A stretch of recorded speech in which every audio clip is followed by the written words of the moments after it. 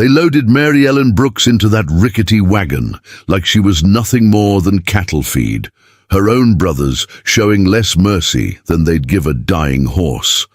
But what they didn't know was that deep in the canyon where Panther Creek runs, red with iron and old blood, a Navajo woman and her fox had been watching, waiting for someone worth saving.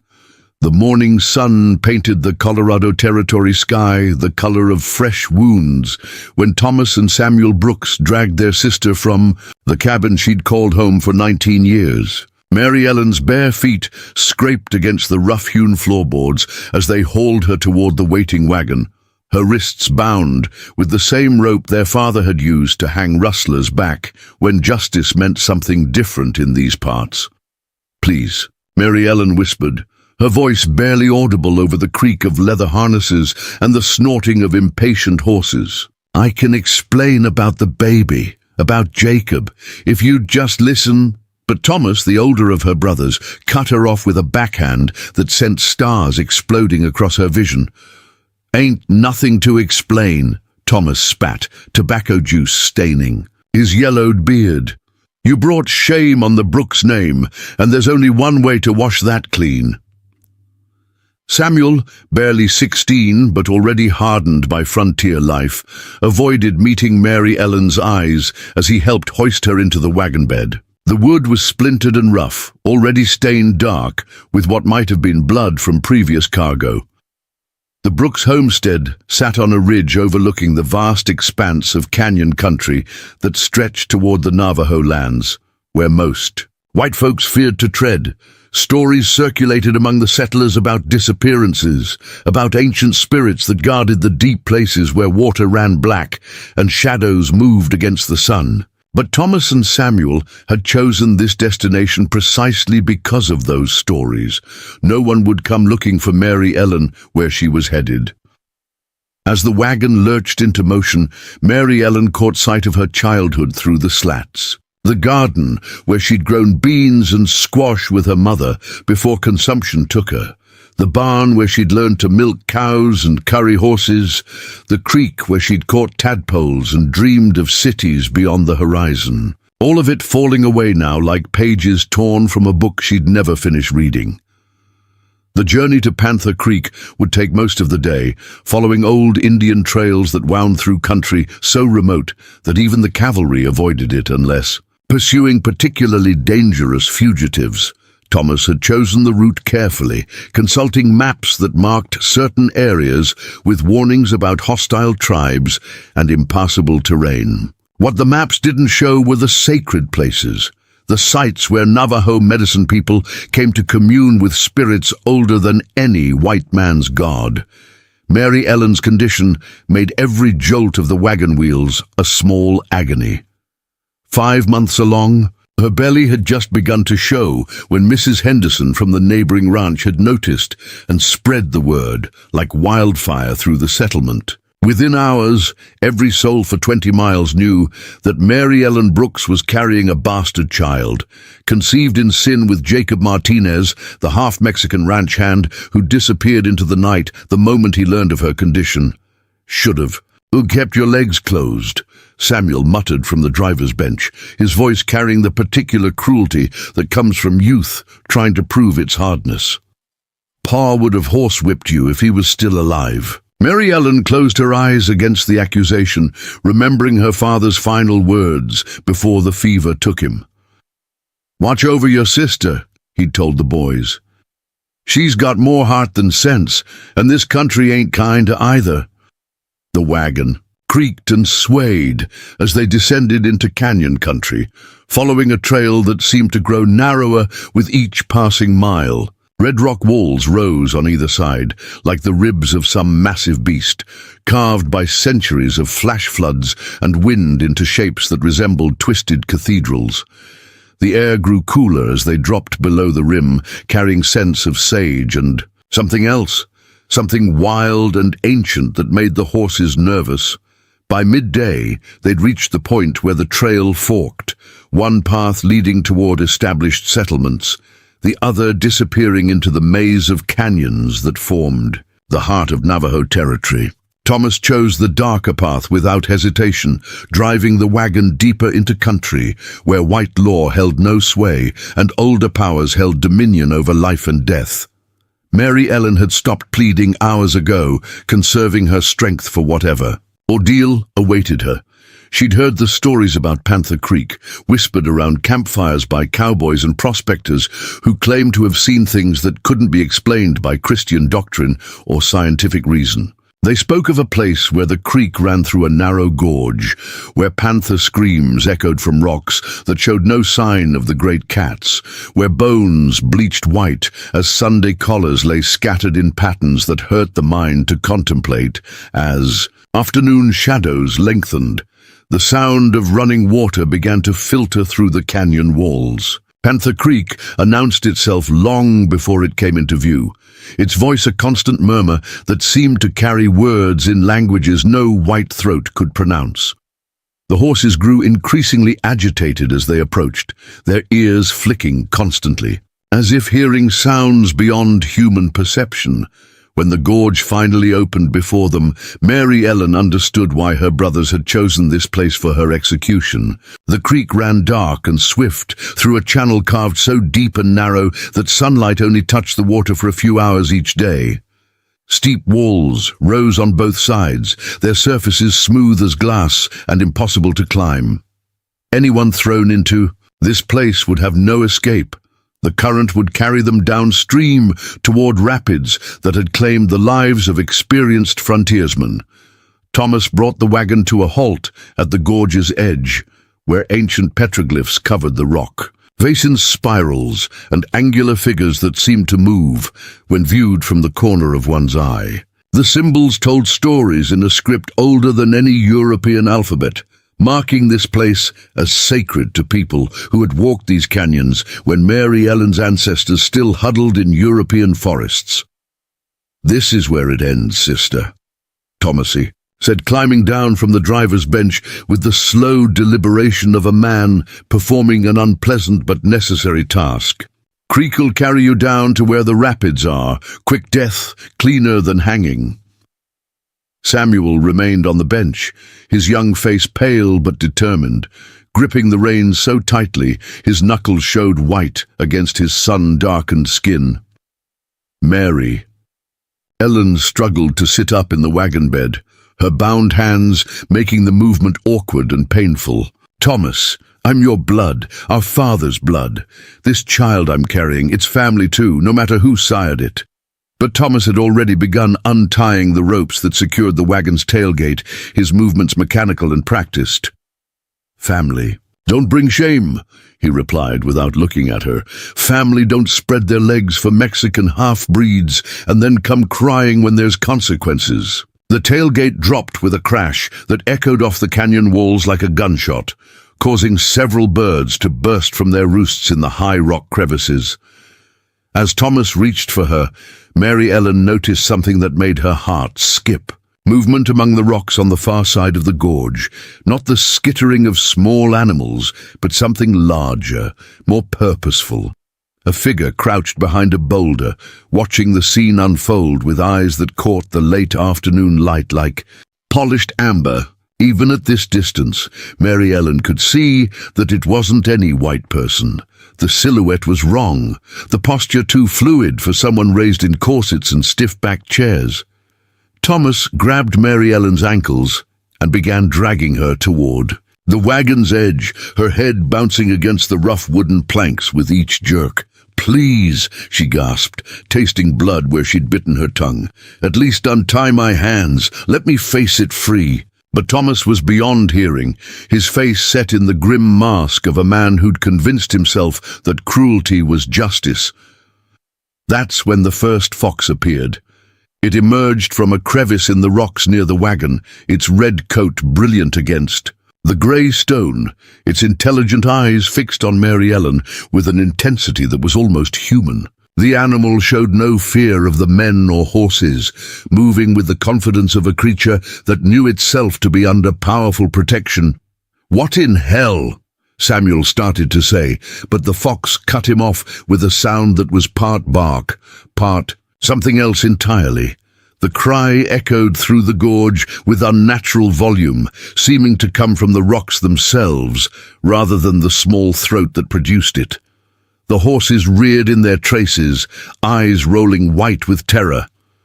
More. Movement caught Mary Ellen's attention as she struggled against her brother's grip.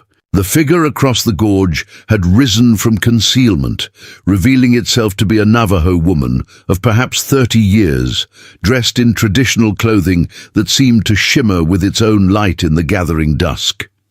She stood with the easy balance of someone completely at home in this vertical landscape, her long black hair moving in a breeze that touched nothing else. The woman raised her hand, and suddenly the air filled with foxes. They poured from crevices and caves like water from a burst dam, their russet forms flowing across the rocks with liquid grace. Dozens of them, all converging on the wagon with purpose that transcended mere animal instinct.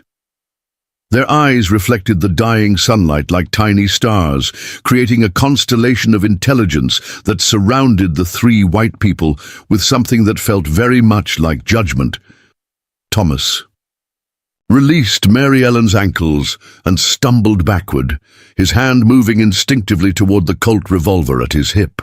But his fingers trembled as they closed around the grip, some primitive part of his brain recognizing that bullets would be useless against what surrounded them. These weren't ordinary animals. They moved with too much coordination, too much purpose, like soldiers following orders from a commander who spoke in languages older than words. "We need to go," Samuel whispered from the driver's bench, his voice tight with fear. "Thomas, we need to go now." But Thomas stood frozen, staring at the Navajo woman who had begun to descend into the gorge with impossible ease, her feet finding purchase on rock faces that looked smooth as mirrors. The largest of the foxes, a magnificent male with a white-tipped tail and scars across his muzzle that spoke of many battles, approached Mary Ellen with deliberate steps. When he reached the wagon, he reared up on his hind legs and placed his front paws on the tailgate, bringing his face level with hers. For a moment that stretched like eternity, woman and fox regarded each other with mutual recognition. Mary Ellen saw intelligence in those amber eyes, and something more: compassion, understanding, the promise of protection from a source she'd never expected, but found herself trusting with an instinct deeper than thought. The fox's name came to her as if whispered directly into her mind. "Sikis, the friend who watches over the lost." "Sikis," she whispered, and the fox's ears pricked forward at the sound of his name, spoken by human lips. He barked once, a sound of acknowledgement and acceptance, then turned toward Thomas with eyes that held no trace of the warmth he'd shown Mary Ellen. Thomas tried to draw his gun, but his hand shook so violently he couldn't clear the holster. The foxes had formed a perfect circle around the wagon, their tails held high like battle standards, their collective gaze focused on the two men who had brought violence to this sacred place. The message was clear without words: leave now or face consequences that no white man's law could protect them from. The Navajo woman reached the bottom of the gorge and began walking across the creek with steps that barely disturbed the dark water. As she moved, she sang in a voice that harmonized with the water's murmur, words in a language that predated any European presence in this land. The song seemed to strengthen the foxes, their forms becoming more solid, more real, as if her voice was calling them fully into this world from some parallel realm where spirit and flesh were one. "Thomas!" Samuel's voice cracked like a boy's, though he tried to project the authority of his 16 years. "Thomas, get in the wagon. We're leaving her here like we planned." But Thomas couldn't move, transfixed by the approaching woman whose presence seemed to bend reality around her, like heat waves rising from summer stone. When the woman reached the wagon, she placed her hand on Mary Ellen's forehead with a touch. that conveyed more kindness than Mary Ellen had known since her mother's death. "Sister," the woman said in accented English, her voice carrying the musical cadences of her native tongue. "You are under our protection now. Your brothers may leave, but you will come with us." Her name, like Sikkis's, came unbidden to Mary Ellen's mind. Desba Blackhorse, keeper of the old ways, guardian of the sacred places. Thomas finally found his voice, though it emerged as little more than a croak. "You can't. She's our blood, our responsibility." But Desba's smile held the patient amusement of an adult addressing a child's tantrum. "Your responsibility ended when you brought her here to die," Desba replied, her English precise despite its accent. "This is sacred ground, protected by laws older than your territory. She asked for sanctuary, and the spirits have granted it."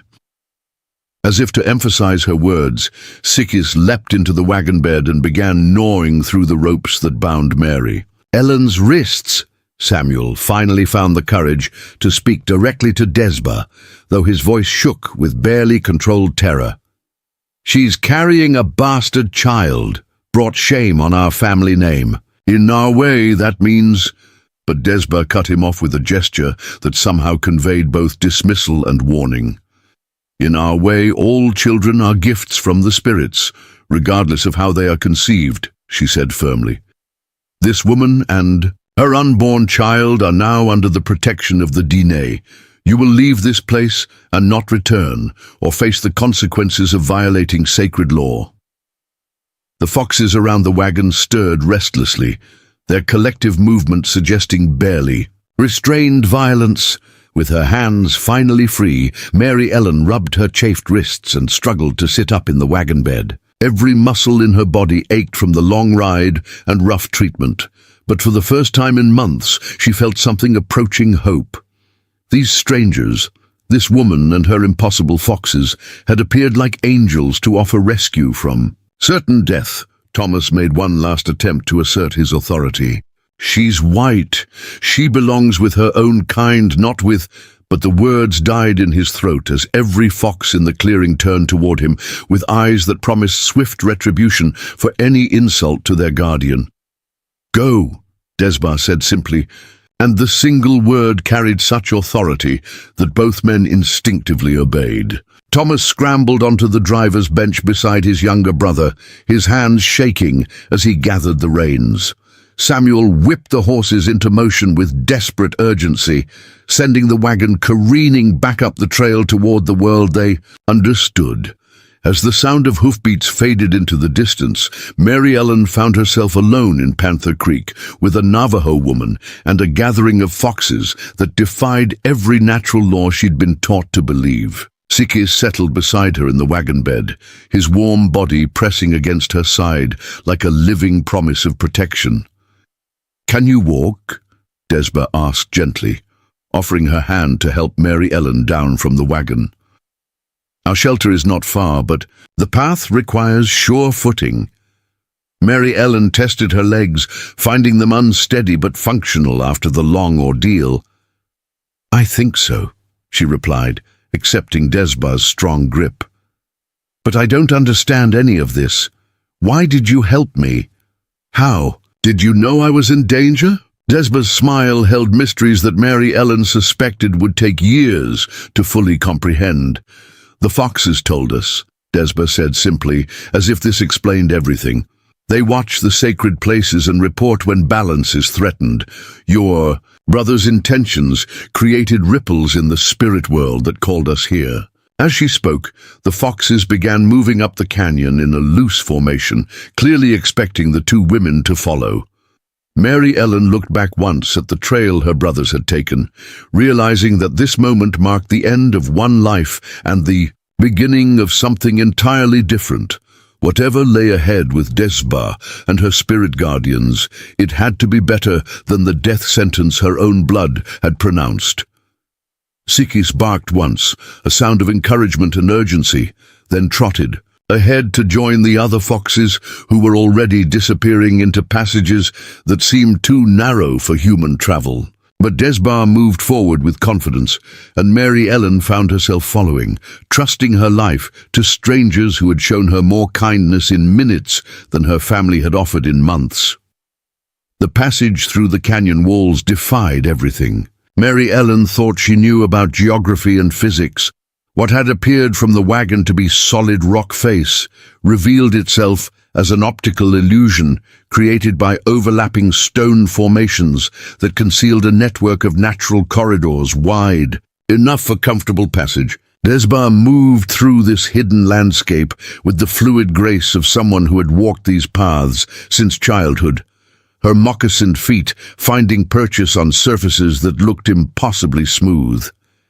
Sikis stayed close to Mary Ellen's side as they navigated the winding route, his presence both comforting and protective. The other foxes had dispersed into the rocks like wisps of red smoke, but Mary Ellen could sense them nearby, watching from crevices and ledges with eyes that reflected the last rays of sunlight filtering down through the narrow openings above. Their collective attention felt like a warm blanket wrapped around her shoulders, driving away the chill of abandonment that her brother's betrayal had left in her heart. "This place," Mary Ellen said, her voice echoing strangely off the carved stone walls. "It's not on any map, is it?" Desbar glanced back with a smile that held secrets older than the territorial government. "Maps show only what mapmakers can see," she replied, pausing to help Mary Ellen navigate a particularly tricky passage where the path narrowed to barely shoulder width. "But the earth keeps its own counsel about certain places. This canyon has been home to my people for generations beyond counting. Your mapmakers see empty wilderness because that is what they expect to see." As they climbed higher through the hidden passages, Mary Ellen began to notice details that spoke of long habitation. Handholds carved into seemingly natural rock faces. Steps worn smooth by countless feet. Pictographs that seemed to glow with their own inner light, depicting scenes of daily life, ceremonial gatherings, and stories that stretched back to the beginning of time. This wasn't wilderness at all. It was a carefully tended garden, hidden from the outside world. The sound of voices reached them long before the village came into view. Children's laughter mixed with the steady rhythm of corn being ground on. Metates, the musical conversation of women working together on tasks that required many hands. When they finally emerged onto a broad ledge carved into the canyon wall, Mary Ellen stopped breathing entirely. The village existed in defiance of everything she'd been taught about Navajo life. Instead of temporary shelters that could be quickly abandoned, she saw permanent structures built into natural caves and alcoves, their walls decorated with intricate patterns that seemed to pulse with life in the gathering twilight. Gardens cascaded down terraced slopes where corn, beans, and squash grew in perfect harmony with wild plants that Mary Ellen couldn't identify. Springs of clear water bubbled up from the living rock, feeding pools where children played and women filled pottery jars of stunning beauty. "Sweet Jesus," Mary Ellen whispered, then immediately flushed with embarrassment at using such language in front of her rescuer. But Desbar only smiled, understanding the awe that had prompted the exclamation. "We call it Cheku Hadeha, the place where rocks sing," Desbar explained, guiding Mary Ellen along a path paved with flat stones, worn smooth by generations of use. "Your people would call it hidden, but to us it has always been here waiting for those who need sanctuary." As they walked, curious faces appeared in doorways and around corners, women with kind eyes and weathered hands, children who giggled and whispered behind their mothers' skirts. Elderly men whose faces held the wisdom of decades spent in harmony with this harsh but beautiful land.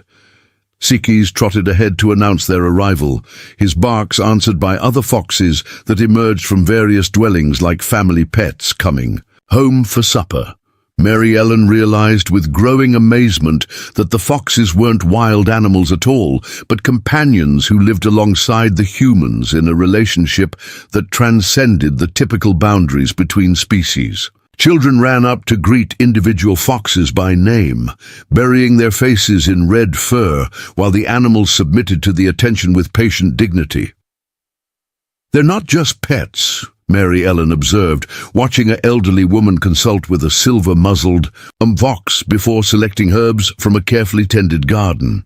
The fox seemed to be offering opinions about which plants would be most effective for whatever ailment was being treated.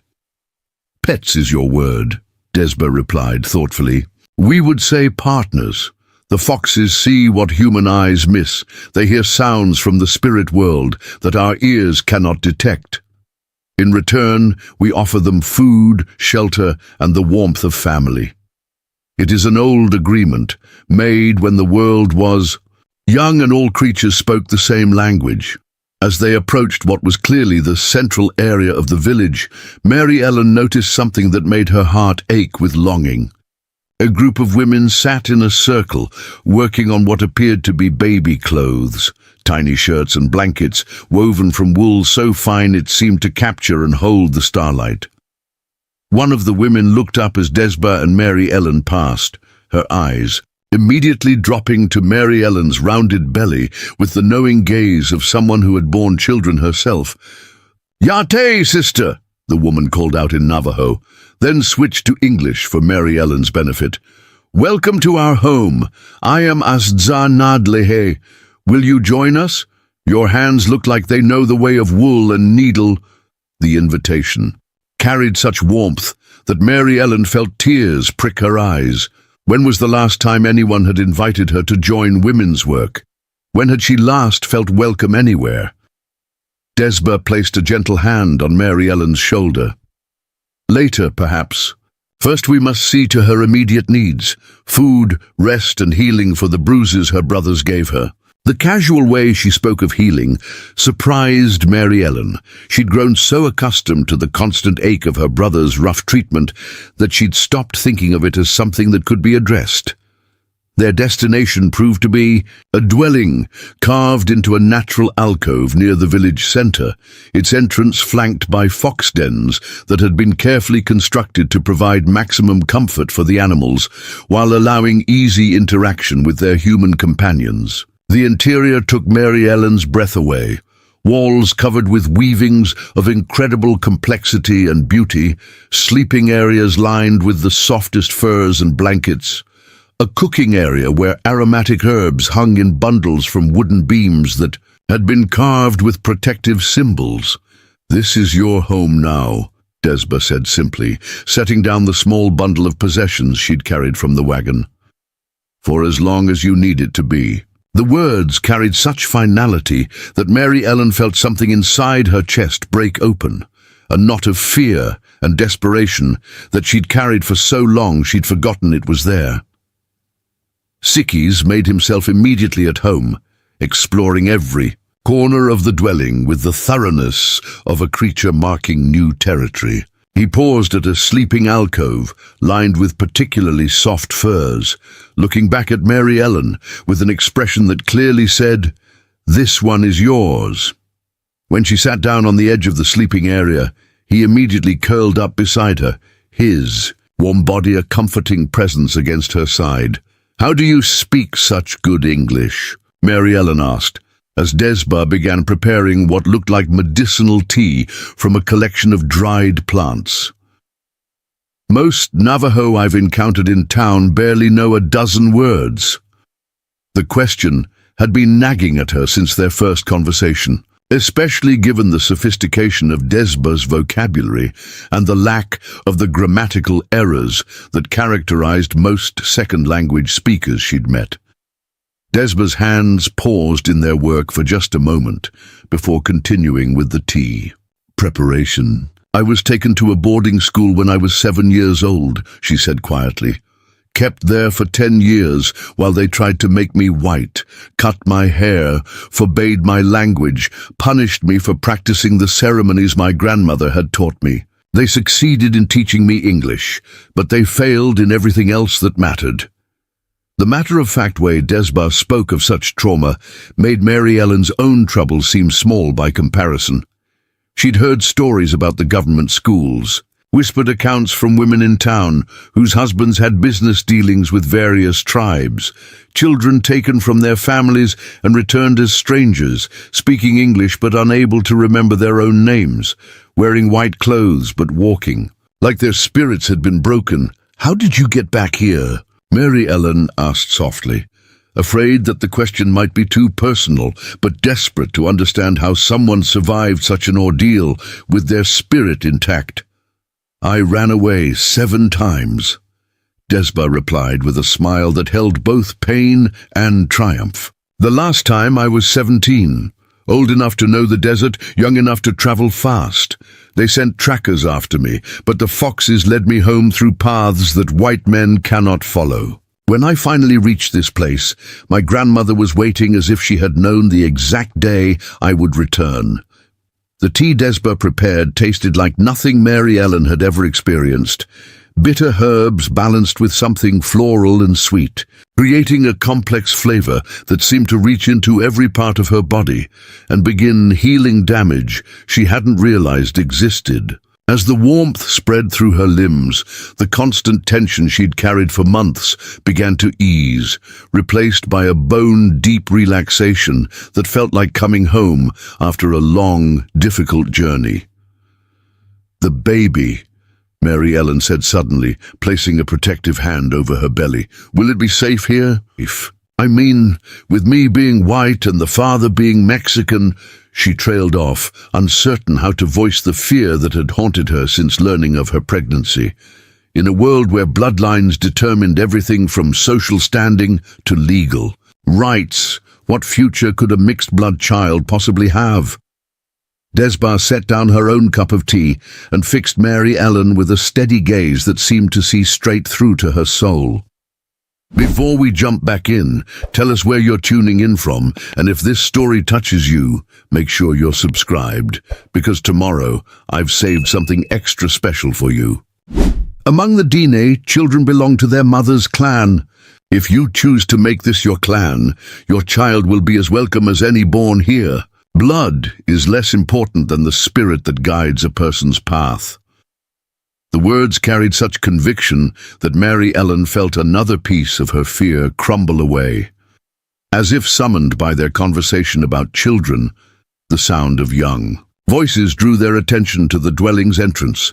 3 children appeared in the doorway, 2 girls and a boy, ranging in age from perhaps 6 to 10 years old. They spoke rapidly in Navajo to Desba, their words tumbling over each other in excitement, before switching to careful English for Mary Ellen's benefit.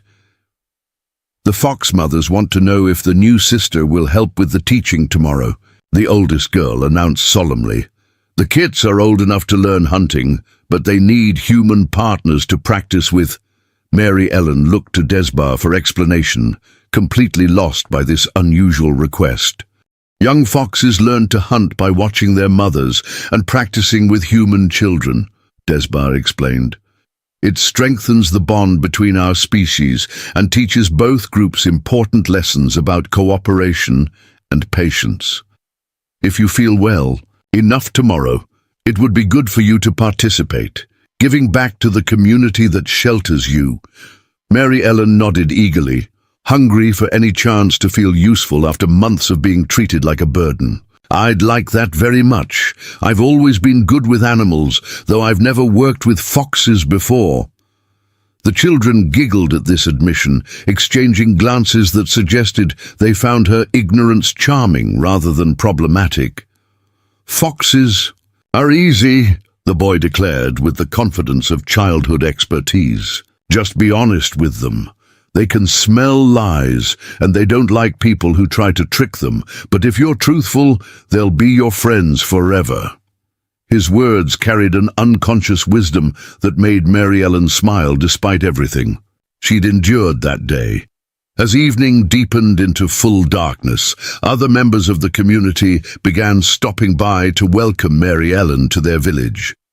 Each visitor brought small gifts, a bowl of stew still warm from the fire, a soft blanket woven in patterns that told stories of creation and renewal, a pair of moccasins sized perfectly for her feet. The generosity overwhelmed her, especially coming from people who had every reason to distrust white strangers. "Why?" she finally asked Desba as they sat alone after the last visitor had departed. "Why are you all being so kind to me? Your people have every reason to hate mine. The government, the soldiers, the way we've taken your land." She gestured helplessly, unable to find words for the magnitude of injustice that had characterized relations between their peoples. Desba was quiet for a long moment, staring into the small fire that warmed their dwelling. When she finally spoke, her words carried the weight of hard-won wisdom. Hatred is a poison that destroys the vessel that contains it.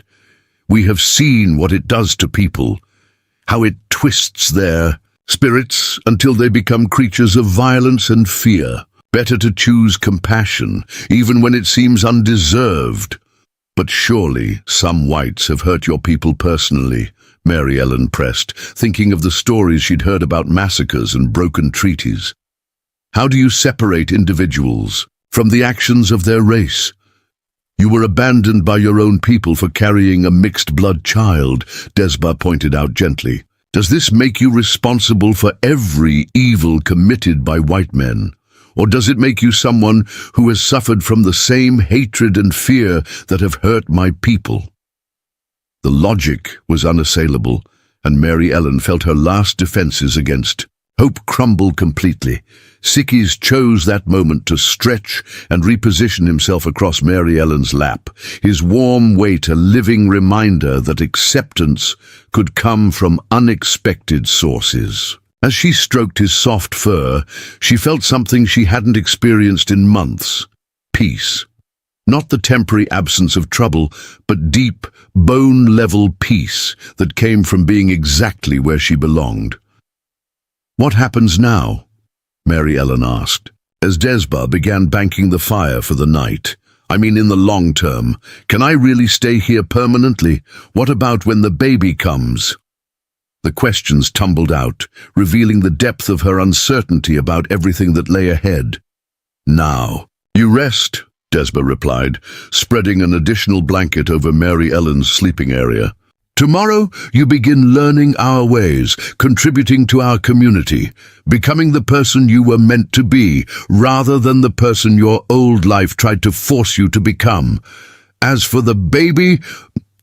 She smiled with the serene confidence of someone who had helped deliver dozens of children. "When the time comes, you will have more aunties and grandmothers than you know what to do with." As Mary Ellen settled into her sleeping furs, with Sikis curled protectively at her side, she listened to the sounds of the village settling into night. Soft conversations between families, the distant singing of someone performing evening prayers, the gentle barking of foxes communicating across the canyon. It was a symphony of community that she'd never experienced in the isolated homesteads where she'd grown up. For the first time in her life, Mary Ellen Brooks fell asleep, feeling completely safe. Tomorrow would bring new challenges and lessons, but tonight she rested in the knowledge that she was no longer alone. She had found her sanctuary, and it had claimed her as one of its own. In her dreams, she ran through red canyons with a pack of foxes at her side, her unborn child safe within her, and her future stretching ahead like an unwritten song waiting to be sung. The nightmare of her old life had ended, and something beautiful was about to begin. 3 weeks after her arrival, Mary Ellen had settled into the rhythms of village life with surprising ease, but nothing had prepared her for what Sikis revealed to her on the morning of the autumn equinox. She woke before dawn to find the fox sitting perfectly still in the center of their dwelling, his amber eyes fixed on her with an intensity that seemed almost human. When she sat up, he moved to the entrance and looked back at her with unmistakable expectation. "What is it, Sikis?" she whispered, careful not to wake Desba, who slept in the alcove across from hers. The fox's response was a single soft bark that somehow conveyed urgency without alarm. He waited until she had dressed in the practical clothing the village women had provided: wool leggings, a long tunic decorated with protective symbols, and the soft moccasins that had proven far superior to her old boots for navigating canyon terrain. Following Sikis through the pre-dawn darkness, Mary Ellen discovered that her fox companion had abilities she'd never suspected.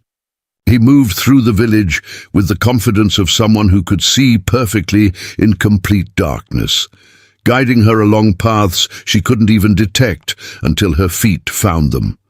More remarkably, he seemed to know exactly where every other fox in the village was located, pausing occasionally to exchange soft vocalizations with unseen companions.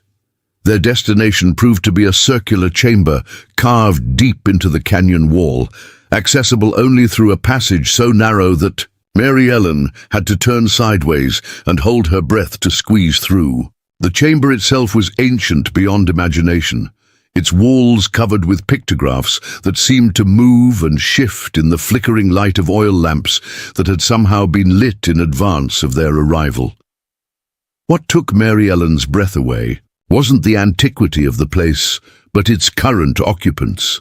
Dozens of foxes sat in perfect silence around the chamber's perimeter, their forms barely visible in the dancing shadows, but their eyes reflecting the lamplight like stars. At the chamber's center sat an enormous female fox, whose silver coat and regal bearing marked her as something far beyond an ordinary animal. "She is Atwo Hastin, the first mother of all foxes," came Desba's voice from behind Mary Ellen, though she was certain her friend hadn't followed them through the passage. When Mary Ellen turned, she found Desba emerging from a different entrance entirely, one that hadn't been visible moments before. "She has been waiting many seasons to meet you." Mary Ellen felt a chill that had nothing to do with the chamber's temperature. "Waiting for me? But how could she know I was coming? I didn't even know I was coming until my brothers..." She stopped mid-sentence as the implications hit her. "This was planned, all of it. My brothers bringing me here, the timing, everything." The silver fox rose with fluid grace and padded toward Mary Ellen, her movement so silent it seemed she was floating rather than walking. When she reached the human woman, she reared up on her hind legs and placed her front paws on Mary Ellen's shoulders, bringing their faces level. The contact sent a jolt of electricity through Mary Ellen's body, and suddenly the chamber filled with voices, not heard with her ears, but speaking directly into her mind.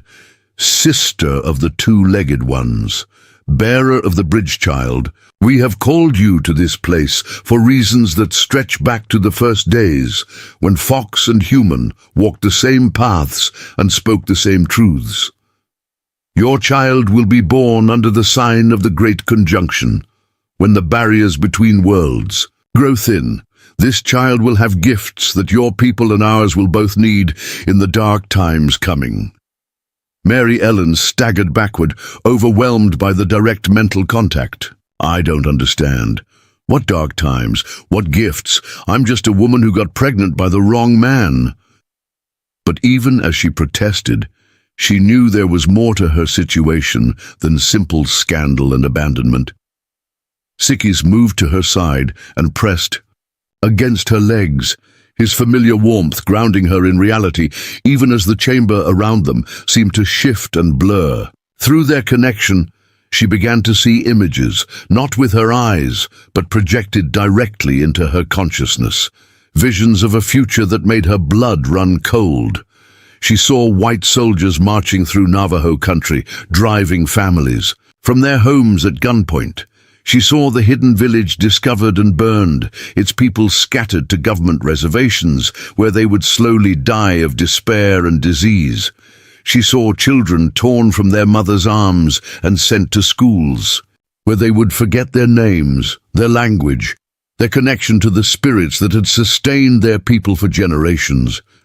But she also saw another possibility. Her child grown to adulthood, moving easily between the white and Navajo worlds, speaking all languages and respected by all peoples. She saw this bridge child mediating conflicts, translating not just words, but entire ways of understanding the world. She saw a future where the hidden village remained hidden, protected by someone who could deflect white attention and guide tribal policy from within the government itself.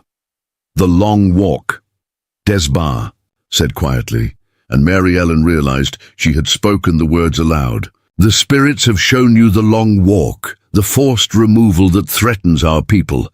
It has not happened yet, but the soldiers are already gathering. Unless something changes, within 2 years, every Navajo will be driven from their ancestral lands." Mary Ellen sank to her knees as the magnitude of what she was seeing became clear. "My child is supposed to prevent this. How can one person, even one with gifts, stand against the entire United States military?" The question hung in the air as the silver fox settled beside her, her ancient eyes reflecting knowledge that spanned centuries. "Not prevent, guide. Not stand against, but stand between. Your child will have abilities that neither of our peoples possess alone. The fox sight that sees through deception, the human voice that speaks to power, the mixed blood that belongs to both worlds and is constrained by the limitations of neither. But these gifts must be nurtured from birth, protected until maturity, guided by those who understand their true purpose." The mental voice shifted, becoming warmer and more personal. Images flowed through Mary Ellen's mind, herself learning the old ways, mastering skills that white women weren't supposed to possess, growing into a role she'd never imagined. She saw herself standing before white officials, speaking with the authority of someone who understood both cultures completely. She saw herself protecting not just her own child, but dozens of children, creating safe passages between worlds. "But why me?" Mary Ellen asked, her voice barely a whisper. "I'm nobody special. I can barely read beyond a primer level. I've never been more than 50 miles from where I was born. I don't know anything about politics or diplomacy." The protestations tumbled out as she confronted the impossibility of the destiny being revealed to her. Sikis moved closer and placed his head on her knee, his touch flooding her mind with memories she didn't recognize as her own. She saw herself as a child, always the one who could calm frightened animals. She remembered dreams of running with wolves, conversations with ravens that her parents had dismissed as imagination. She recalled 100 small moments when she'd known things she couldn't possibly know, felt connections to the natural world that her Christian upbringing had taught her to ignore. "You have always been special, sister. Your people taught you to diminish these gifts, to fear them as devil's work. But we have been watching, waiting for the time when you would be ready to embrace what you truly are. The child you carry will inherit your gifts, magnified 100-fold, but only if you first learn to use them yourself." Desbar knelt beside Mary Ellen and took her hands, her touch warm and steady in the swirling confusion of visions and revelations. "This is why the foxes called me to the creek that day, not to save one woman from drowning, but to begin training the mother of the bridge child. What happens next is your choice, but you should know that once you begin this path, there will be no returning to the simple life you knew before."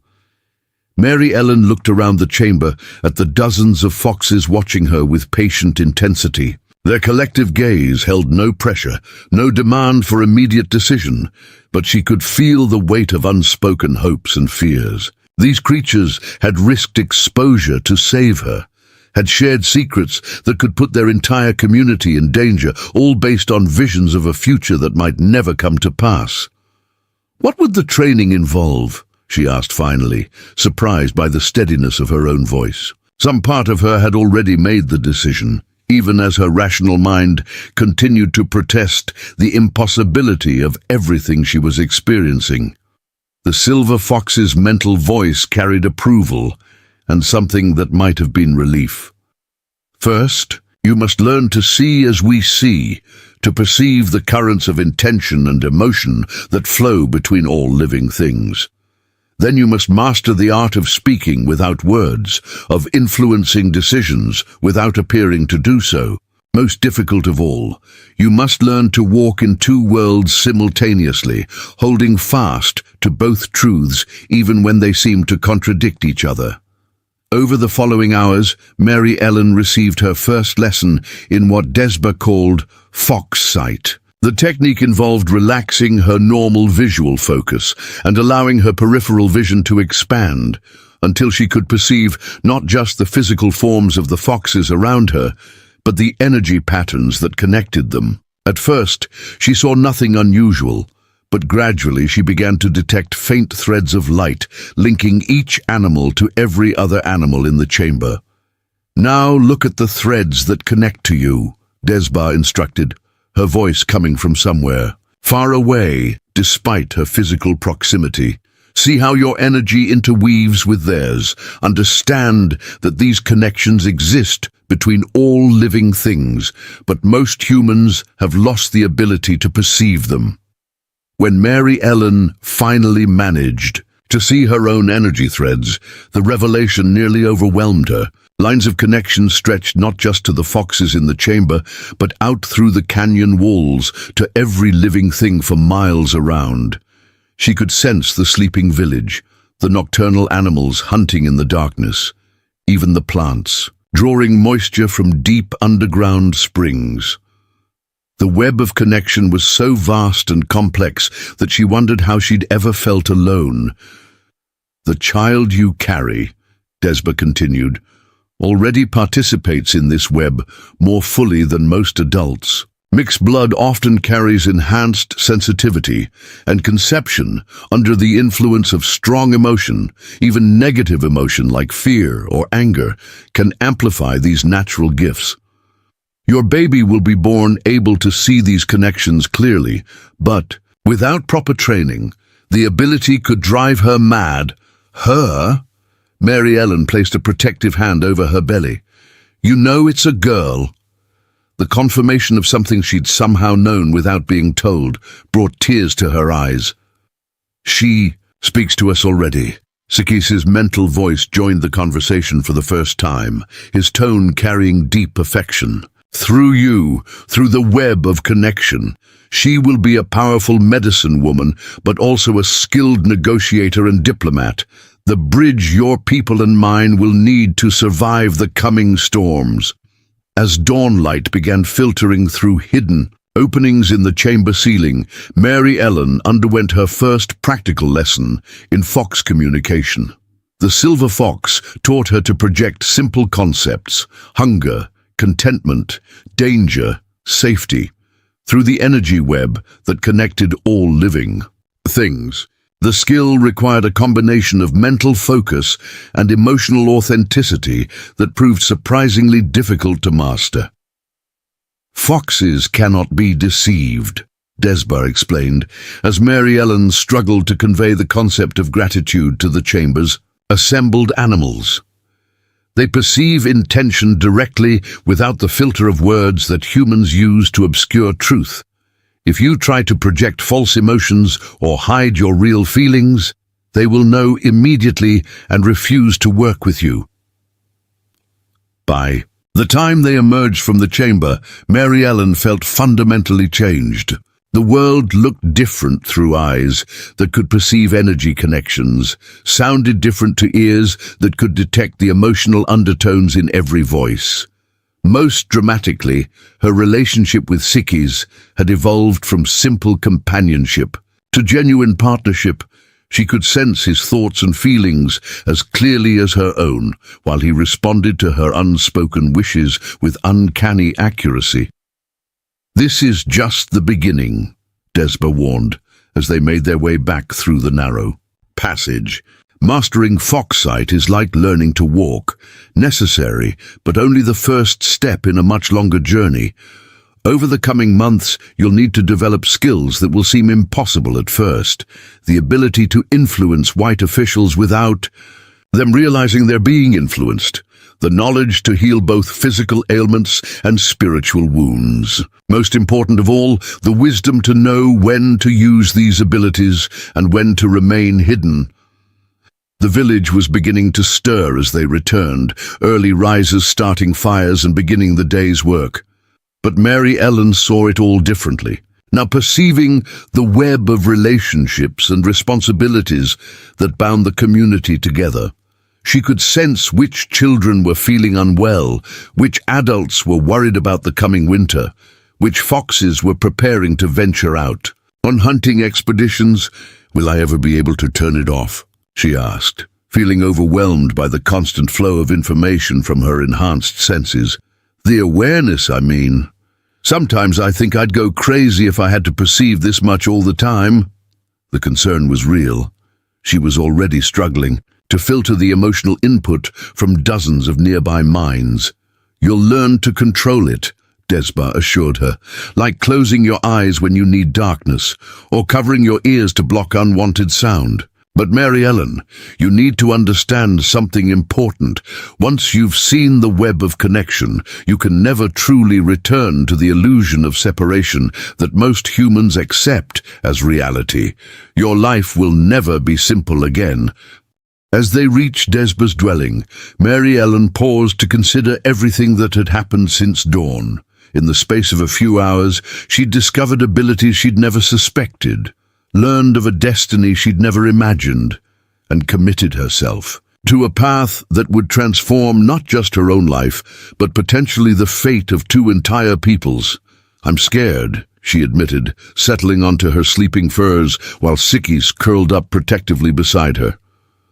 What if I'm not strong enough? What if I fail and people die because of my weakness? The weight of responsibility felt crushing, especially for someone who'd spent most of her life being told she was worthless. Desba's smile held the warmth of a mother comforting a frightened child.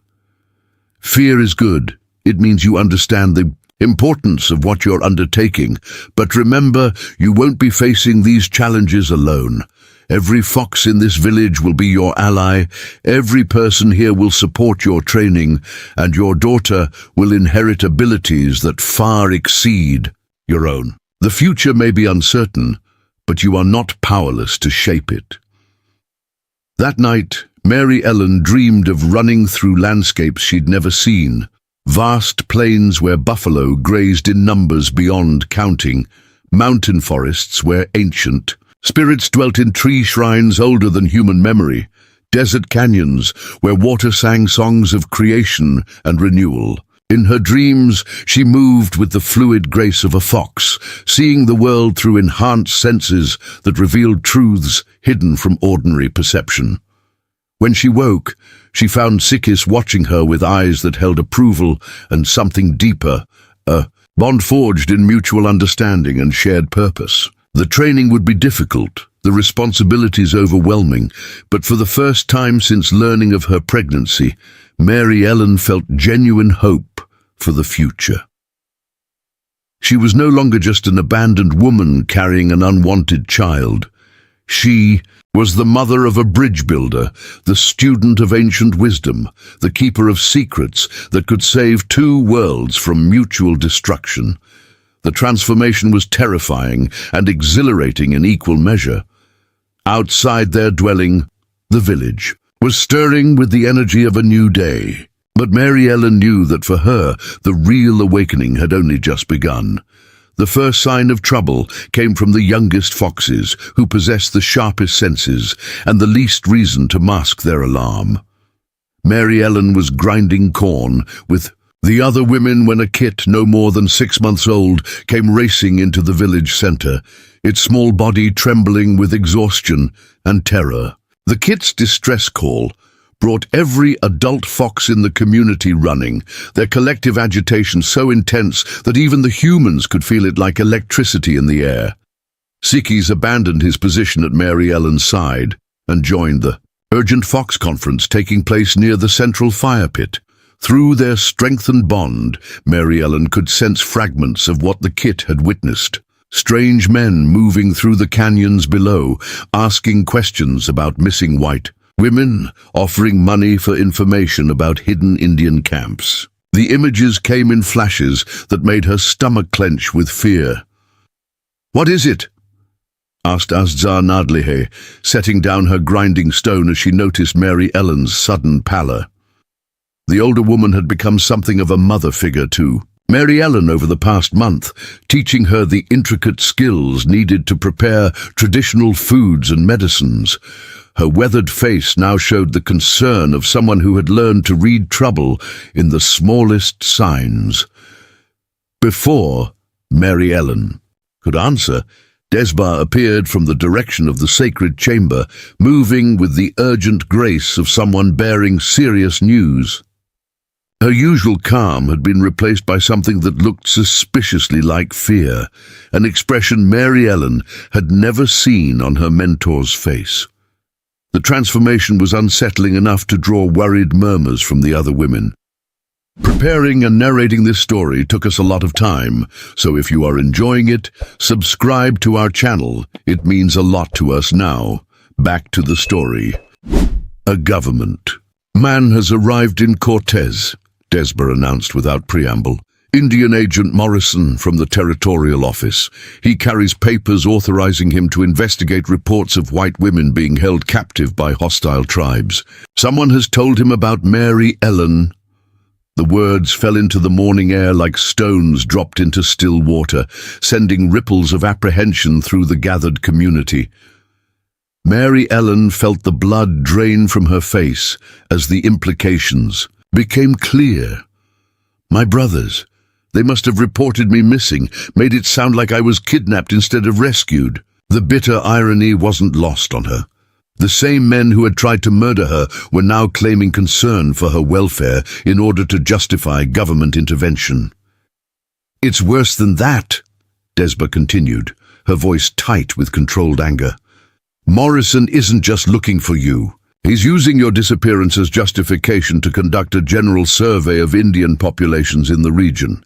He has orders to compile detailed reports on tribal numbers, locations, and resources. Information that would be very useful for planning. Military operations? The grinding circle fell silent as the women absorbed this news. Everyone present understood the implications. Such surveys were typically the first step in forced relocations. The detailed mapping of tribal territories and population centers served only one purpose: to make resistance impossible when the soldiers finally came. Sikis returned to Mary Ellen's side, his mental voice carrying urgent warnings. Through their connection, she could see what he had learned from the kit's reconnaissance. Agent Morrison wasn't working alone. He had brought a small team of civilians who were setting up a temporary headquarters in Cortez, interviewing every trader, rancher, and drifter who might have information about Indian activities in the surrounding canyons. How long do we have? Mary Ellen asked, placing a protective hand over her belly, where her daughter had begun showing more movement in recent days. At 6 months, her pregnancy was becoming impossible to hide, and the thought of falling into government hands while carrying a mixed-blood child filled her with a terror that had nothing to do with her own safety. Days, maybe a week, Desba replied grimly. Morrison is thorough but not particularly skilled at reading the land. He'll follow the obvious trails first, check the known camping spots, interview the usual sources. But eventually, someone will point him toward this area, and once he starts exploring the canyon systems... She didn't need to finish the sentence. The hidden village's security depended on remaining unknown to white authorities. Mary Ellen rose from the grinding circle, her mind racing through possibilities. The fox side that Desba had taught her was already showing her potential futures, most of them dark, with conflict and separation. But one thread of possibility glowed brighter than the others. Dangerous, but potentially effective. I have to go to him, she said quietly, her words causing a collective intake of breath from the women around her. Not as a captive, but as someone choosing to return to white society. If I can convince Morrison that I was never held against my will, that I simply chose to live with friends. The plan was forming even as she spoke, her enhanced intuition showing her the emotional currents that might be manipulated to protect. The village? Absolutely not, Desba said with unusual force. You don't understand what these men are capable of. Morrison has a reputation for brutality that extends far beyond his official duties. If he suspects you've gone native, if he thinks you've been contaminated by Indian ways, her voice trailed off. But Mary Ellen could sense the specific fears that Desba couldn't bring herself to voice. Through Sikkis, Mary Ellen perceived the true scope of what her mentor feared. Images flashed through the connection. White women found living with Indian tribes, forcibly rehabilitated in institutions that were little better than prisons. Children torn from mixed relationships and sent to boarding schools where they would be systematically stripped of any connection to their native heritage. Government doctors performing procedures designed to prevent future contamination of white bloodlines. But what's the alternative? Mary Ellen asked, though she could already see the answer in the worried faces around her. If Morrison finds this place, everyone here will be forced onto reservations. The children will be taken to schools. The adults will be scattered across the territory, and everything you've built here will be destroyed. At least, if I surrender myself voluntarily, I might be able to control the narrative. The debate that followed was unlike anything Mary Ellen had experienced during her time in the village. The Navajo approach to decision-making involved extensive discussion where every voice was heard and every concern was addressed before consensus could be reached. But now, with time running short and stakes impossibly high, the usual patient process gave way to something approaching argument. Some of the older women supported Mary Ellen's plan, seeing it as the best way to protect the community from government attention. Others argued that sending a pregnant woman into Morrison's hands was tantamount to murder, given his known attitudes toward mixed-blood children. The men remained largely silent, but their body language suggested deep skepticism about any plan that relied on deceiving experienced government agents. Situm. It was Sikkis who provided the breakthrough insight that changed everything. Through their mental connection, he showed Mary Ellen images of Agent Morrison's camp, not just the physical layout, but the emotional dynamics between the men. Morrison was clearly the leader, but he was also isolated, distrusted by his own subordinates who found his methods excessive even by frontier standards. He's desperate, Mary Ellen realized aloud, sharing Sikkis's revelations with the group. Morrison needs a success to justify his position. If I can give him what looks like a victory, a rescued white woman grateful for government intervention, he might be satisfied enough to file a positive report without digging deeper into the area. The strategy was risky, but it offered something that outright confrontation couldn't provide: the possibility of ending the threat without violence. Desba remained unconvinced, her experience with government officials having taught her to expect the worst from such encounters. Even if Morrison accepts your story initially, what happens when he demands details about where you've been? When he insists on examining the areas where you claim to have survived alone? Your presence here has left traces that a thorough investigation would uncover.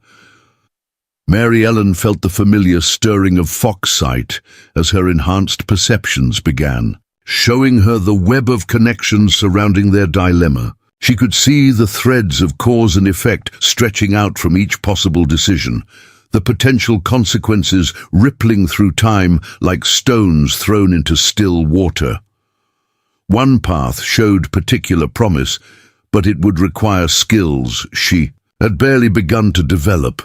"What if I don't go alone?" she said slowly, the plan crystallizing as she spoke. "What if I bring someone with me who can ensure that Morrison sees only what we want him to see?" The suggestion caused immediate uproar among the women, but Mary Ellen pressed on, following the thread of possibility that her enhanced senses were revealing. "Desba, you said that part of my training would involve learning to influence white officials without them realizing they were being influenced. This could be the perfect opportunity to test those skills under real conditions." The proposal was audacious, but Mary Ellen could sense that it resonated with something deep in Desba's own spirit. "You're talking about using medicine ways against a government agent," one of the older women protested. "Such actions could bring down consequences that would affect our people for generations. The spirits don't take kindly to their gifts being used for deception." The concern was legitimate, rooted in traditions that emphasized the responsible use of supernatural abilities. But Desba was already considering the possibility, her own enhanced senses evaluating the spiritual implications of what Mary Ellen proposed. "Not deception," she said finally. "Misdirection. There's a difference. If our goal is to protect innocent people from harm, if we're acting to preserve life rather than destroy it, then the spirits might support such an undertaking." The discussion that followed revealed aspects of Navajo spiritual practice that Mary Ellen had never suspected. Apparently, using supernatural abilities to influence others wasn't automatically forbidden, but it required careful attention to motivation and consequence. The line between acceptable influence and destructive manipulation was determined by the intended outcome and the broader impact on spiritual balance.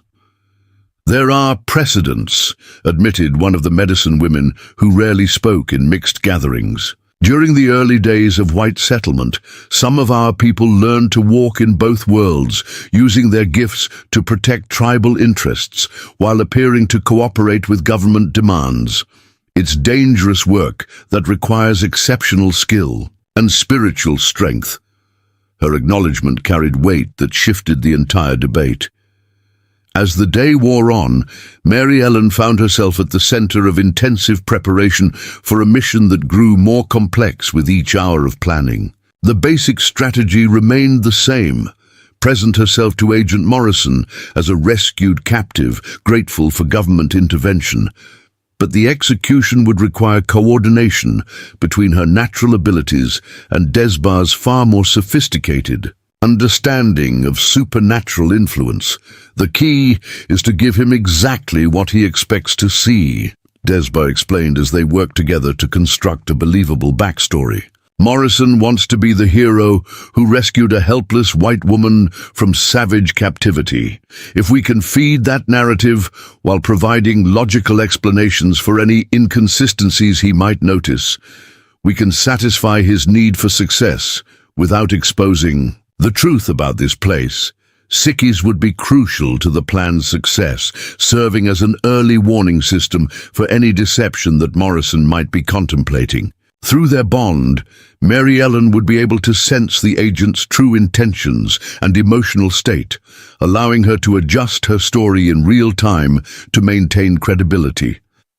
The Fox's enhanced perception would also help identify which of Morrison's subordinates might be sympathetic to their cause.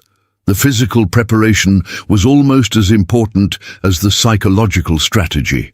Mary Ellen's appearance had to suggest someone who had survived alone in the wilderness for over a month, but without the obvious signs of good health and community support that actually characterized her condition. The village women worked together to create clothing that looked appropriately worn and patched, while carefully applied plant dyes gave her skin the sun-weathered appearance of someone who had been living rough. "Remember," Desba cautioned, as they made final preparations, "once we begin this deception, there will be no turning back.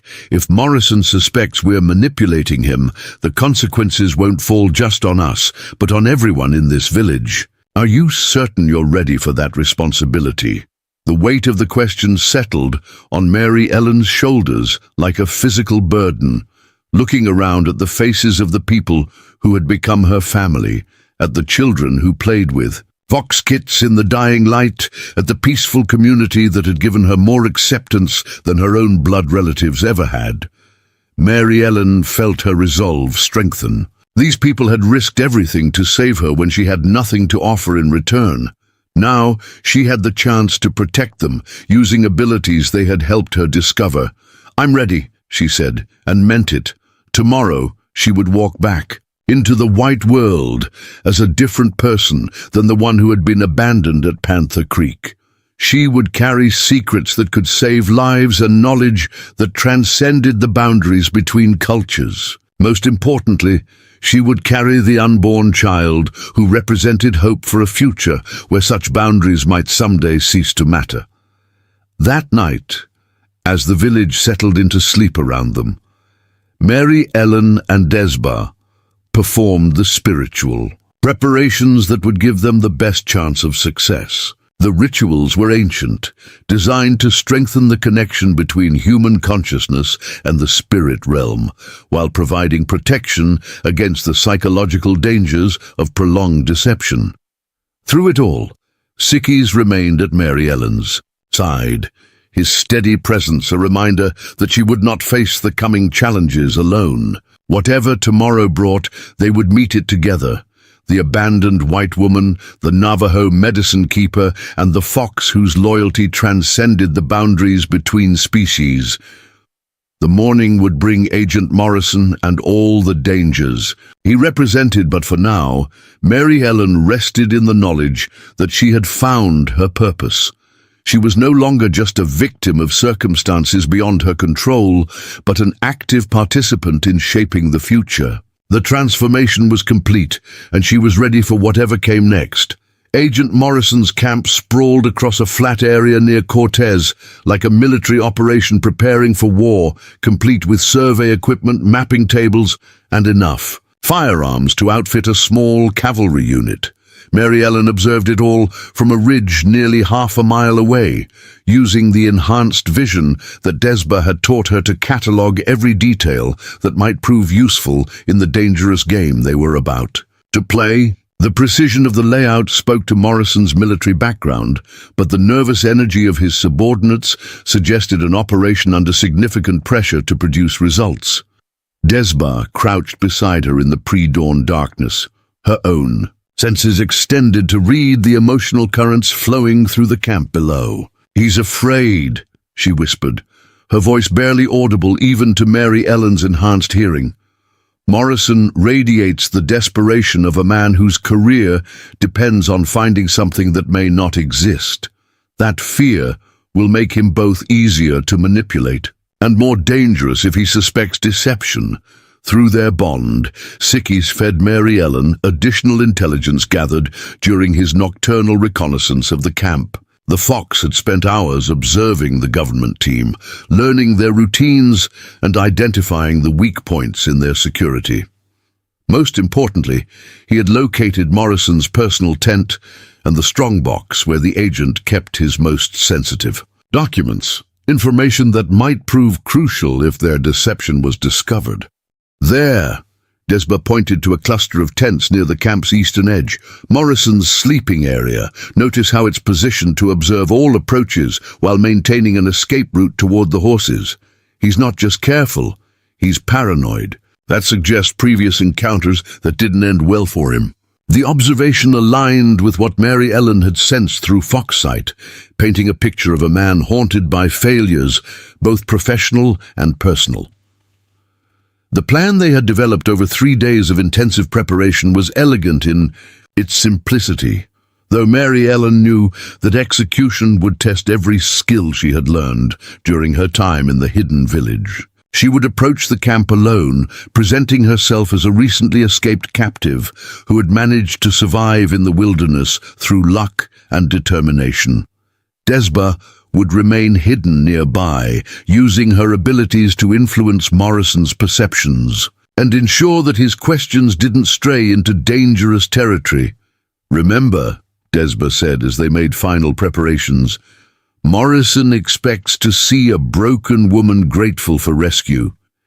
You must project vulnerability while maintaining enough strength to be credible as a survivor. The balance is crucial. Too weak, and he'll suspect you're hiding something. Too strong, and he'll question how you managed to survive alone.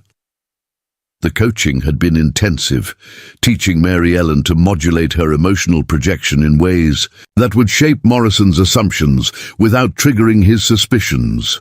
As the eastern sky began to lighten, Mary Ellen began her final transformation from hidden village resident to wilderness survivor. She rubbed dirt into her carefully distressed clothing, pinched her cheeks to create the hollow-eyed look of someone who had been surviving on minimal food, and practiced the subtle limp that would suggest recent injury without requiring medical attention that might reveal her true condition. Sikis would accompany her partway down the ridge, then circle around to establish a hidden observation post where he could monitor the camp's perimeter for signs of trouble. Through their mental connection, he would serve as her early warning system while providing Desba with real-time intelligence about Morrison's reactions to Mary Ellen's performance. "If anything goes wrong," Desba said, gripping Mary Ellen's hands with surprising intensity, "if Morrison becomes suspicious or threatens you in any way, Sikis will create a distraction that will give you a chance to escape. Don't try to be heroic, just run toward the sound of his call and trust that we'll find a way to extract you." The contingency planning reflected the very real dangers they were facing, despite their supernatural advantages. Mary Ellen nodded, then began her descent toward the government camp, every step taking her further from safety and deeper into a deception that could determine the fate of everyone she had come to love. The morning air carried scents of sage and pine that reminded her of peaceful mornings in the hidden village, but also the acrid smell of coal oil and unwashed men that spoke to the intrusion of outside civilization into this pristine landscape. The first sentry spotted her when she was still 200 yards from the camp's perimeter, his shout bringing armed men running from multiple directions. Mary Ellen forced herself to stumble convincingly, raising her hands in the universal gesture of surrender while projecting the mixture of fear and relief that Morrison would expect from a recently escaped captive. "Don't shoot!" she called out, her voice cracking with carefully manufactured emotion. "I'm Mary Ellen Brooks from the settlement near Canyon de Chelly. I've been lost for weeks. Please, I just want to go home." The words carried just enough truth to satisfy any supernatural detection while supporting the narrative they had constructed. Within minutes, she found herself surrounded by a circle of suspicious but curious men, their weapons trained on her, while their eyes catalogued every detail of her appearance. Mary Ellen used the opportunity to extend her own enhanced senses, reading the emotional signatures of each man and identifying potential allies or threats among Morrison's team. Agent Morrison himself emerged from his tent with the deliberate movement of someone accustomed to being awakened by alarms. He was smaller than Mary Ellen had expected, perhaps 5.5 feet tall, with the compact build of a man who had learned to rely on intelligence rather than physical intimidation. But his eyes held a coldness that confirmed Desba's warnings about his capacity for cruelty. "Miss Brooks," Morrison said, his voice carrying the precise diction of someone who had received formal education despite his frontier posting. "We've been looking for you. Your brothers reported that you had been taken by hostile Indians. Where have you been for the past month?" The question came with subtle pressure that would have overwhelmed someone without Mary Ellen's training.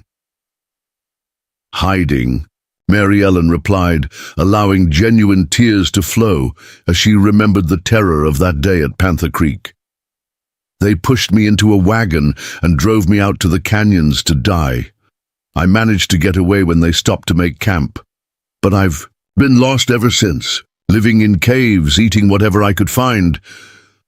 The story combined elements of truth with carefully constructed fiction, creating a narrative that felt authentic even under supernatural scrutiny.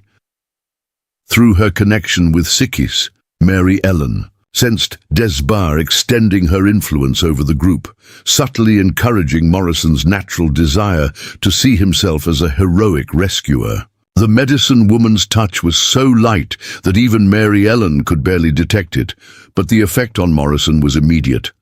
His posture straightened with pride, and his voice took on the patronizing tone of someone addressing a helpless victim. "You're safe now," Morrison declared, gesturing for his men to lower their weapons. "We'll get you cleaned up, fed, and back to civilization where you belong. But first, I need you to tell me everything you can remember about the Indians who took you. Numbers, weapons, the location of their camp, any information that might help us prevent this from happening to other innocent women." The request was exactly what Mary Ellen had expected, and she launched into a carefully rehearsed account that painted her fictional captors as a small band of renegades who had since moved on to distant hunting grounds. Every detail was designed to send any follow-up investigation in directions that would keep government agents away from the hidden village, while satisfying Morrison's need for actionable intelligence. 6 or 7 men, she said, rapping, her arms around herself in a gesture of remembered fear, led by an older warrior with a scar across his left cheek. They spoke of traveling north toward the Colorado River country, someplace they called the Red Rock Crossing. They seemed to know the area well, talked about winter camps in places where white men never go. The fictional details were specific enough to seem credible, while vague enough to resist verification. Morrison listened intently, occasionally, asking follow-up questions that tested the consistency of Mary Ellen's account. But Desbar's subtle influence was working, encouraging him to accept the narrative rather than probe for inconsistencies. More importantly, the story fed into Morrison's preconceptions about Indian behavior and confirmed his existing theories about tribal movement patterns in the region. "This Red Rock Crossing," Morrison said, consulting a detailed map that one of his subordinates produced. "Could you identify it if you saw it on a map? Any landmarks or distinctive features that might help us locate these raiders before they strike again?" The question carried genuine excitement. Morrison clearly believed he was on the trail of actionable intelligence. Mary Ellen studied the map with apparent concentration, using the opportunity to gather information about Morrison's broader investigation plans. She could see marks indicating known tribal settlements, proposed military patrol routes, and areas flagged for special attention. The scope of the operation was far larger than she had realized, encompassing virtually every significant Indian population in the territory. "Here," she said finally, pointing to an area well north of the hidden village. "Or maybe here, it's hard to be sure. I was so frightened and everything looked the same after a while. But I remember the sound of fast water and rock formations that looked like church spires." The description was deliberately imprecise, designed to encourage Morrison to focus his search efforts in areas where they would find nothing but wilderness. Over the following hours, Mary Ellen found herself the center of intensive but ultimately superficial attention from Morrison's team. A camp cook prepared what passed for a proper meal, complete with coffee that tasted like civilization after weeks of herbal teas. A medical orderly conducted a cursory examination that she deflected by claiming modesty about being examined by strange men. Most importantly, Morrison himself spent considerable time interviewing her about Indian customs and behavior patterns. The questioning revealed the true scope of Morrison's mission in ways that made Mary Ellen's blood run cold. He wasn't just investigating her disappearance, he was compiling comprehensive intelligence about tribal capabilities, resources, and vulnerabilities for what was clearly being planned as a major military operation. The surveys and population counts were preliminary to something far more sinister than simple relocation. "The government is finally taking the Indian problem seriously," Morrison confided as they sat around the camp's central fire that evening. "Too many good white families have suffered from savage depredations. Too much valuable land remains in the hands of people who don't understand proper development. The time for half measures is over." His words carried the conviction of someone who genuinely believed he was serving a righteous cause. Through Sikis, Mary Ellen felt Desba's shock and anger at these revelations. But the medicine woman maintained her hidden position and continued her subtle influence over Morrison's perceptions. The agent remained convinced that Mary Ellen was exactly what she appeared to be, a grateful victim whose rescue would enhance his reputation and whose information would advance his career. As night deepened, Mary Ellen realized that their deception had succeeded beyond their wildest hopes. Not only had Morrison accepted her story completely, but he was treating her as a valuable intelligence asset whose cooperation would be crucial to his future operations. The trust he was placing in her created opportunities that went far beyond simple misdirection. "Miss Brooks," Morrison said as the camp began settling down for the night, "I hope you'll consider staying with our operation for a few more days. Your insights into Indian behavior could be invaluable as we plan our next moves. Of course, we'd compensate you properly for your time and expertise." The offer was both tempting and terrifying. It would give Mary Ellen unprecedented access to government planning, but it would also extend her exposure to discovery. "I just want to go home," Mary Ellen replied, maintaining her pose of traumatized innocence. "Back to my brothers, back to what's left of my old life. I've had enough of wilderness and danger to last a lifetime."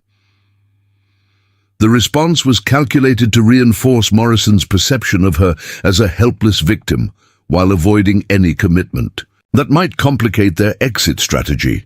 "Of course," Morrison said, with the patronizing sympathy of someone who believed he understood her ordeal. "We'll have you back to safety within days, but if you do remember any additional details about the Indians who took you, any information that might help us protect other innocents, I hope you'll share it with us." His tone carried the subtle pressure of someone accustomed to getting what he wanted through a combination of authority and manipulation. That night, as Mary Ellen lay in the borrowed tent that Morrison's team had provided, she felt the weight of knowledge that she couldn't share with the people who had saved her life. Through her enhanced senses, she had learned details about government plans that would affect not just the hidden village, but every tribal community in the region. The scope of what was being planned was staggering in its thoroughness and ruthless in its efficiency. Sikis maintained his vigil from the shadows, his mental presence a constant reminder that she was not truly alone among potential enemies. Through their connection, she could sense Desba's continued watchfulness and the comfort of knowing that powerful allies remained close enough to help if the situation deteriorated. Tomorrow would bring new challenges as Morrison prepared to escort her back toward civilization. But tonight, Mary Ellen allowed herself to feel a mixture of pride and relief at what they had accomplished. The immediate threat to the hidden village had been neutralized, valuable intelligence had been gathered, and their deception remained intact. But she also understood that this victory was temporary. The larger conflict that Morrison represented was far from over. As she drifted toward sleep, Mary Ellen's hand moved instinctively to her belly, where her daughter continued to grow despite the stress and danger of recent days. This child would inherit a world shaped by the conflicts now unfolding, would need the bridge-building abilities that the foxes had foretold. The responsibility felt overwhelming, but Mary Ellen had learned that she was far stronger than anyone, including herself, had ever imagined. The deception was complete, but the real test would come in the days ahead as they navigated the delicate process of extracting her from Morrison's protection without arousing suspicion. Success would require every skill she had learned and several that she had yet to master. But for now, surrounded by enemies who believed her to be their friend, Mary Ellen rested in the knowledge that she had taken the first step toward protecting the future of two worlds. The opportunity to escape Morrison's custody came 3 days later in the form of a thunderstorm that transformed the high desert into a chaos of flash floods and lightning strikes. Mary Ellen had been waiting for exactly such a moment, using her enhanced weather sense to detect the approaching atmospheric disturbance hours before Morrison's team noticed the gathering clouds. When the first raindrops began falling, she was already positioned near the camp's horse lines with her few belongings secured in a waterproof bundle. Sikis materialized from the storm like a spirit of the tempest itself, his red coat dark with rain, but his amber eyes burning with purpose. Through their mental connection, Mary Ellen felt his urgent message. Desbar had discovered something in Morrison's personal documents that changed everything. The planned military operation was scheduled to begin within weeks, not months as they had assumed.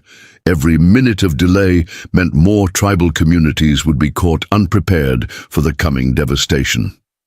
"Miss Brooks," Morrison called from the entrance to his tent, his voice barely audible over the roar of wind and rain. "You should come inside where it's dry. These desert storms can be dangerous for someone who's been through what you've endured." His concern seemed genuine, but Mary Ellen could sense the underlying calculation in his offer. Morrison was still hoping to extract additional information from her before returning her to civilization.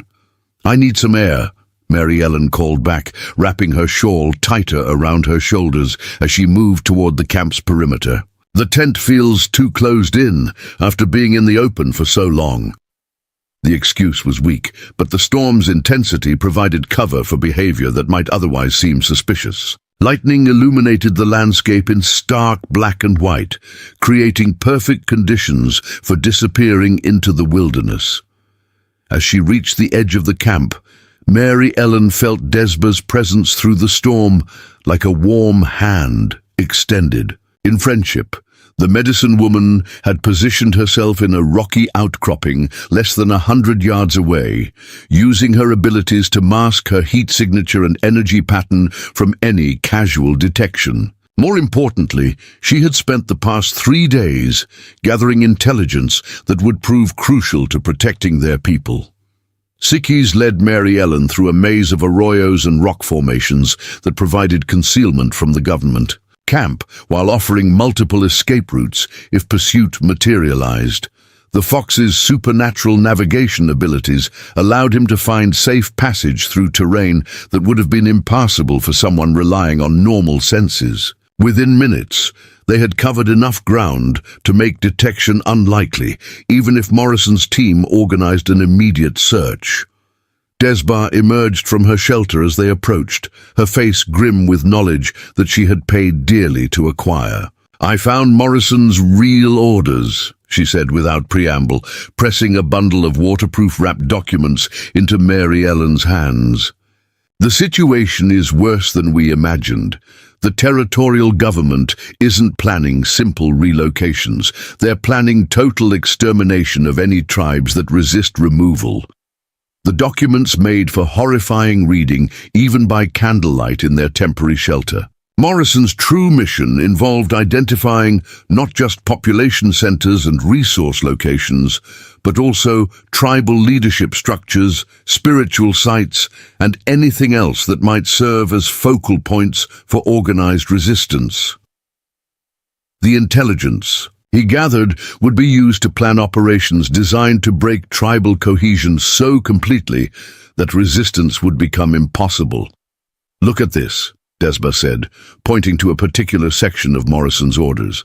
"They're planning to target medicine people specifically, claiming they represent a threat to public safety. Anyone caught practicing traditional ceremonies will be classified as a hostile and dealt with accordingly." The implications were, Staggering, the government intended to destroy not just tribal political structures, but the spiritual foundations that held native communities together. Mary Ellen studied the documents with growing horror, her enhanced perception allowing her to sense the hatred and fear that motivated these plans. The men who had written these orders weren't just seeking to acquire land or eliminate political opposition. They were trying to erase entire cultures from existence. The scope of the planned genocide made her stomach churn with revulsion. "We have to warn everyone," Mary Ellen said, her mind already racing through the logistics of alerting tribal communities across the territory. Not just the hidden village, but every settlement that might be targeted. These documents contain enough specific information to save hundreds of lives if we can get word out in time. The task seemed overwhelming, but Mary Ellen felt the familiar stirring of Fox sight, showing her potential paths through the crisis. "I've already sent word to the nearest communities," Desbar replied, her voice carrying the exhaustion of someone who had been pushing supernatural abilities to their limits. "But Mary Ellen, there's something else, something that affects you, personally." She hesitated, as if reluctant to share whatever knowledge she had gained. "Morrison knows," Mary Ellen said quietly, the realization hitting her with sudden clarity. "He knows I'm pregnant, and he knows the child isn't entirely white." The knowledge came not from the documents, but from her own enhanced intuition, reading the patterns of information that Desbar was trying to protect her from. Desbar nodded, grimly. "His medical examiner is more skilled than we thought. Morrison has been planning to use your child as evidence of Indian corruption of white women. He intends to present your case to territorial authorities as justification for even more extreme measures against mixed relationships." The betrayal cut deep, even though Mary Ellen had never trusted Morrison's apparent kindness. "Then, we can't let him find us," Mary Ellen said, her hand moving protectively to her belly, where her daughter seemed to respond to the tension with increased movement. "But Desbar, we also can't run and hide while other people die because we have information that could save them. There has to be another way." The moral complexity of their situation was staggering. Saving themselves might mean abandoning others to genocide. Through Sickies, Mary Ellen felt the approach of something that made her enhanced senses sing with recognition. Other foxes were converging on their location from across the territory, their mental voices carrying urgent messages from tribal communities throughout the region. The supernatural communication network that connected the hidden village to other native settlements was activating in response to the crisis. "The Council of Medicine People is calling for an emergency gathering," Desbar interpreted as the fox voices reached crescendo. "Representatives from every major tribe in the territory are traveling to a sacred site near the Four Corners region. They want to coordinate a response to Morrison's plans based on the intelligence we've gathered." The prospect offered hope, but also enormous risk. Such a gathering would be vulnerable to exactly the kind of military operation that Morrison was planning. "I have to be there," Mary Ellen said, surprising herself with the certainty in her voice. "Not just because of the information we carry, but because of what the foxes showed me about my daughter's role as a bridge between worlds. If the tribes are going to survive what's coming, they'll need someone who can speak to white authorities with credibility." The realization felt like destiny clicking into place. The journey to the sacred gathering site took 5 days of hard travel through country that tested every survival skill Mary Ellen had learned during her time with the village. They moved primarily at night, using fox guidance to navigate terrain that would have been impossible for ordinary travelers. During the day, they sheltered in hidden caves and natural formations that showed evidence of use by native travelers over countless generations. As they traveled, Mary Ellen's abilities continued to evolve in response to the crisis surrounding them. Her fox sight expanded to encompass vast geographical areas, allowing her to sense the movement of Morrison's agents and military units across the territory. More remarkably, she began to perceive the spiritual connections that linked tribal communities together, threads of shared ceremony and common purpose that formed a hidden network spanning hundreds of miles. "Your daughter is already helping," Desba observed as they paused to rest during their third day of travel. "The child you carry is amplifying your natural abilities in ways that shouldn't be possible for someone so early in their spiritual development. She's going to be even more powerful than the foxes predicted." The statement carried both wonder and concern about what such power might mean for a child growing up in a world at war. The sacred gathering site proved to be a natural amphitheater carved into red rock cliffs where springs provided pure water and ancient ceremonies had been conducted since time immemorial. When Mary Ellen and Desba arrived, they found representatives from over 30 tribal communities already assembled, their diversity reflecting the scope of the crisis that had brought them together. Navajo medicine people sat in council with Hopi clan mothers, Apache war leaders consulted with Pueblo spiritual guides, and Ute elders shared information with Paiute scouts. The languages being spoken represented dozens of distinct cultures, but the urgency of their situation had created a unity of purpose that transcended traditional boundaries. Everyone present understood that they were facing an existential threat that required unprecedented cooperation. Mary Ellen's arrival caused a sensation that rippled through the assembled gathering. Word of the white woman who carried fox blessings and spoke with spirit voices had spread through the supernatural communication network, but seeing her in person validated prophecies that many had only half believed. When she produced Morrison's stolen documents, the reaction was immediate and decisive. "This changes everything," declared an elderly Hopi woman whose authority seemed to encompass the entire gathering. "We're not facing random persecution or limited military action. This is planned genocide on a scale that threatens every native person in the territory. We must respond accordingly." Her words carried weight that transformed the meeting from consultation to war council. The debate that followed was unlike anything Mary Ellen had ever witnessed. Dozens of experienced leaders shared intelligence, evaluated options, and developed strategies with efficiency that put white military planning to shame. But what impressed her most was how naturally they incorporated her contributions into their deliberations, treating her insights as equal to those of people with decades more experience.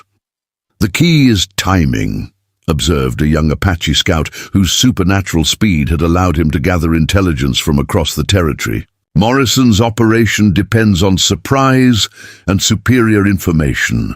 If we can disrupt his intelligence network while providing advance warning to threatened communities, we can turn his own advantages against him." The strategy was elegant in its simplicity, but would require coordination on a massive scale. Mary Ellen found herself at the center of a plan that seemed impossible but felt absolutely right. Using her unique position as someone whom Morrison trusted, she would return to white settlements and begin spreading carefully crafted disinformation designed to confuse government planning while appearing to provide helpful intelligence. Meanwhile, Desbar and other medicine people would use supernatural means to coordinate tribal responses across the territory. "You'll be walking into the mouth of the dragon," warned a Pueblo war leader whose scars testified to extensive combat experience. "Morrison isn't stupid, and once he realizes he's been deceived, he'll stop at nothing to capture you. Are you prepared for what that might mean for you and your child?"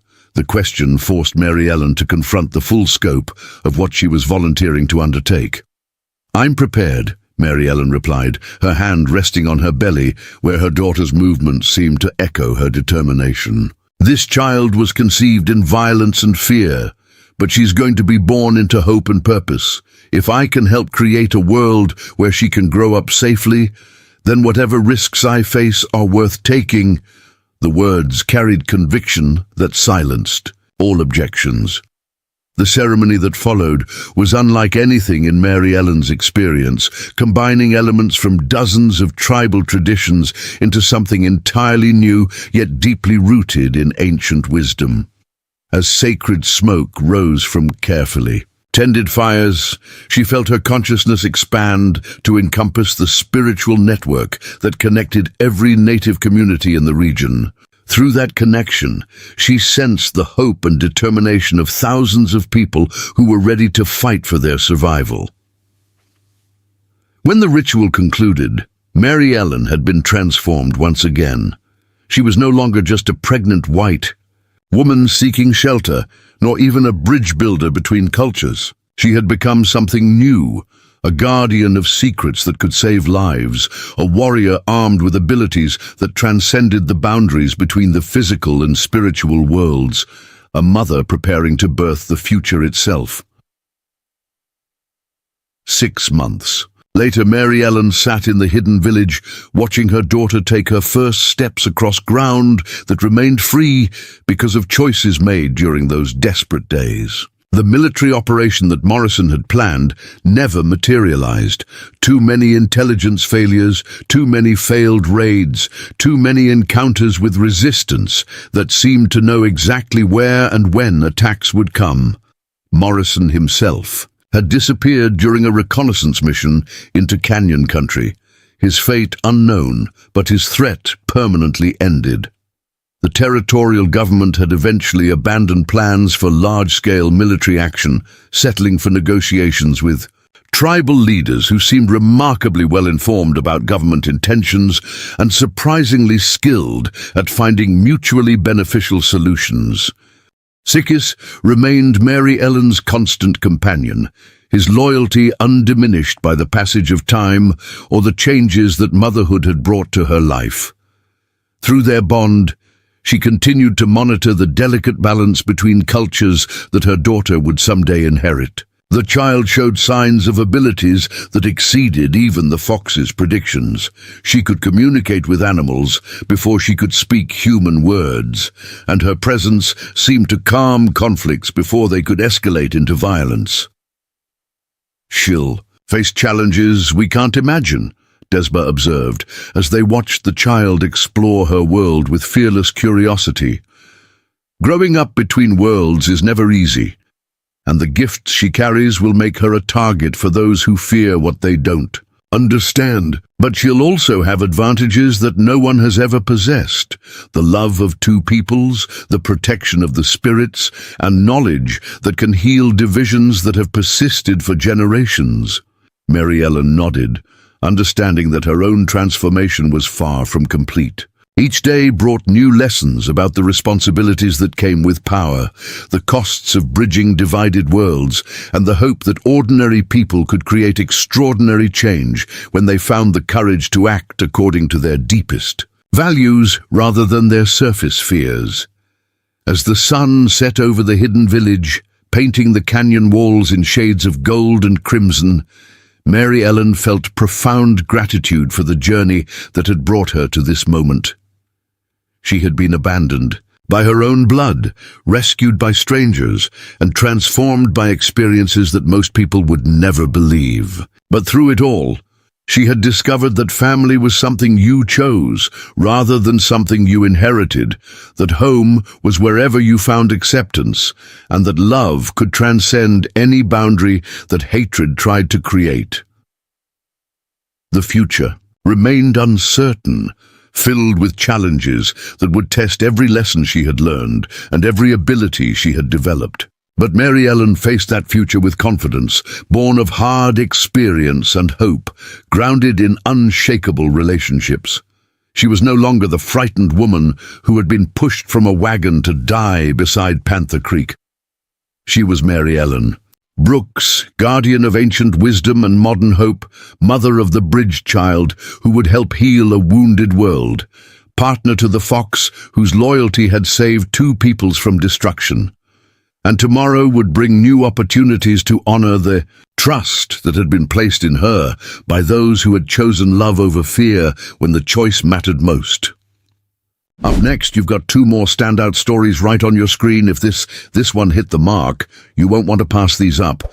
Just click and check them out, and don't forget to subscribe and turn on the notification bell so you don't miss any upload from us.